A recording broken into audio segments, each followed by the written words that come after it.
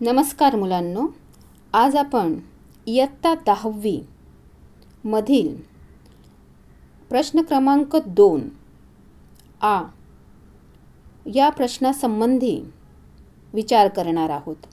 प्रश्नाचं स्वरूप आहे: दिलेल्या 2 कवितांपैकी कोणत्याही एका कवितेसंबंधी खालील मुद्द्यांच्या आधारे कृति सोडवा.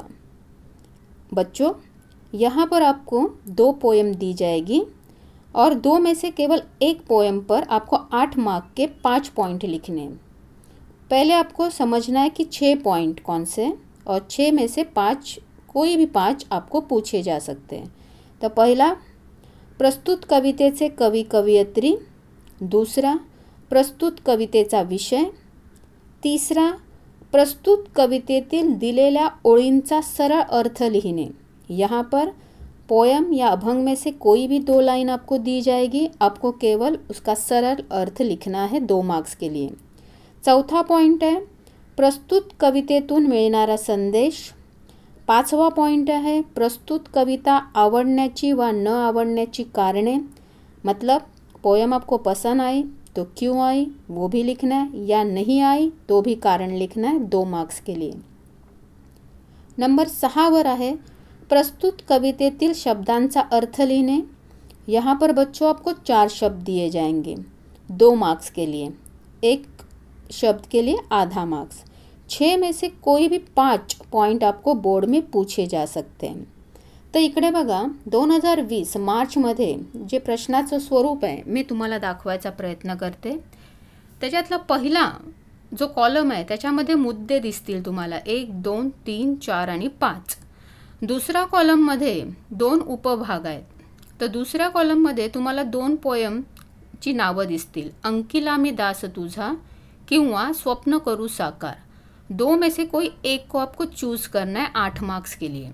नंबर 3 के पॉइंट में देखेंगे दोनों पोएम में से 2-2 लाइन दी है और नंबर 5वें पॉइंट में 4-4 शब्द.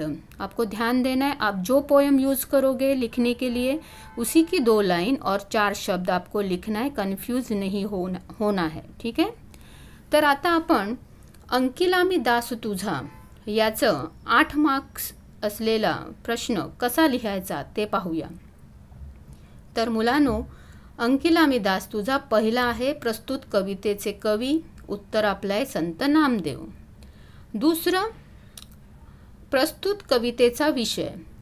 विषय आपको लिखना है प्रस्तुत अभंगामध्ये संत नामदेवाने विविध दृष्टांतामधून परमेश्वर कृपेची याचना केली आहे.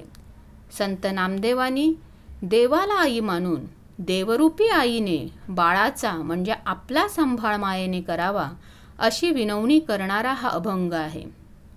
मतलब हिंदी में बच्चों, संत नामदेव जी ने अलग अलग दृष्टांत मतलब उदाहरण देकर परमेश्वर कृपा की याचना की है. संत नामदेव जी ने भगवान को ही माँ मानकर देवरूपी भगवान मतलब भगवान स्वरूप माँ ने हमारा हम बच्चे हमारा संभाल करे, ख्याल रखे, ऐसे याचना करने वाला ये अभंग है. ठीक है. आता आपण तिसरा पॉइंट पाहूया. प्रस्तुत ओळीचा सरळ अर्थ लिहा. यहाँ पर आपको कोई भी 2 लाइन दी जाएगी और आपको केवल सीधा अर्थ बताना है. तो यहाँ पर मैंने 2 लाइन ली है. अग्नि माझी पडे बाळू माता धावे कनवाळू. अर्थ आहे आगीच्या तडाख्यात सापडलेल्या बाळाला पाहून जशी त्याची आई त्याला वाचवण्यासाठी धाव घेते तसा तू हे परमेश्वरा माझ्यासाठी धाव घेतोस. मतलब बच्चों, हिंदी में अगर आग के चपेट में कोई बच्चा आ जाता है तो उसकी माँ उसे बचाने के लिए प्रेम स्वरूप माँ जैसे बचाने के लिए दौड़ती है, वैसे ही है भगवान परमेश्वर जब मैं संकट में होता हूँ आप मुझे बचाने के लिए आते हो. ऐसे सीधा अर्थ यहाँ पर हमें लिखना है, पण नीट मराठीत तुम्हाला तयारी करायची आहे. चौथा आहे प्रस्तुत कवितेतून मिळणारा संदेश. संदेश कौन सा है? ठीक है. संत नामदेव देवाला आई मानून आपला सांभाळ बाळाप्रमाणे करावा असे विनवतात. ज्याप्रमाणे बाळ पूर्णपणे आईवर अवलंबून असते, त्याप्रमाणे आपणही देवाचरणी लीन व्हावे, म्हणजे तो आईप्रमाणे आपला सांभाळ करील, हा संदेश या अभंगात दिला है। मतलब बच्चों, हिंदी में संत नामदेव जी ने भगवान को ही माँ माना। जो माँ अपने बच्चों का ख्याल रखती है, वैसे ही अगर हम भगवान के चरणों में लीन हो जाए तो भगवान माँ की तरह ही हमें संभालेंगे। ऐसा संदेश संत नामदेव जी ने इस अभंग में हमें दिया है। समजलं हिंदीमध्ये याचा अर्थ? आता मराठीमध्ये नीट पाठ करून तुम्हाला याचा सराव करायचा आहे, ठीक आहे। आता 5वा पॉइंट पाहूया। प्रस्तुत कविता आवडण्याचे व न आवडण्याचे कारण। यहाँ पर आपको कविता पसंद आई तब भी कारण बताना है, अगर नहीं आई तब भी कारण बताना है, पर शुरुआत में हाँ या ना लिखना आवश्यक है। तो मैंने लिखा मला हा अभंग खूप आवडला, ठीक आहे। विठ्ठल म्हणजे प्रत्यक्ष आई हा विचारच मनाला खूप भावला। या अभंगात पिल्लू पक्षिणी, पाडस हरिणी, वासरू धेनू, बालक आई यांच्या उदाहरणातून मातृप्रेम दाखवले आहे। तसेच अभंगाची भाषा खूप साधी, सोपी, सहज समजणारी आहे, म्हणून मला हा अभंग खूप आवडला। मतलब हिंदी में ये अभंग मुझे बहुत पसंद आया। विठ्ठल मतलब भगवान, प्रत्यक्ष माँ, ये विचार ही मन को छू गया। इस अभंग में पिल्लू पक्षिणी, पाड़स हरिणी, वासरू धेनु ऐसे अलग अलग उदाहरण मातृप्रेम के मुझे अच्छे लगे और भाषा सादी, सोपी और सहज समझने वाली थी। ओके। 6वां पॉइंट है प्रस्तुत शब्दांचा अर्थ लिहा। यहाँ पर बोर्ड में आपको केवल 4 शब्द दिए जाएंगे 2 मार्क्स के लिए, पर हमें बोर्ड की तैयारी के लिए मैंने आपको यहाँ पे 15 शब्द दिए हैं, आपको इनका सराव करना है। तो पहला शब्द आहे अग्निमाजी, आगीच्या तडाख्यात। दूसरा अंकिला, अंकित झालेला।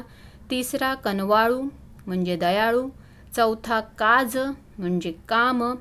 5वा शब्द आहे चिंतित म्हणजे काळजी करत। हे झाले 5। पुढे आहे 6वा शब्द दास म्हणजे सेवक, धेनू गाय। 8वा शब्द आहे पाडस, हरिणीचे पिल्लू। 9वा आहे वत्सरावे, वासराच्या आवाजाने। 10वा आहे सवे म्हणजे लगेच। 11वा शब्द आहे मेघ म्हणजे ढग। 12वा शब्द आहे अग्नी, आग। 13 शब्द माता आई। 14वा शब्द धरणी जमीन, वन जंगल। असे हे 15 शब्द मुलांनो।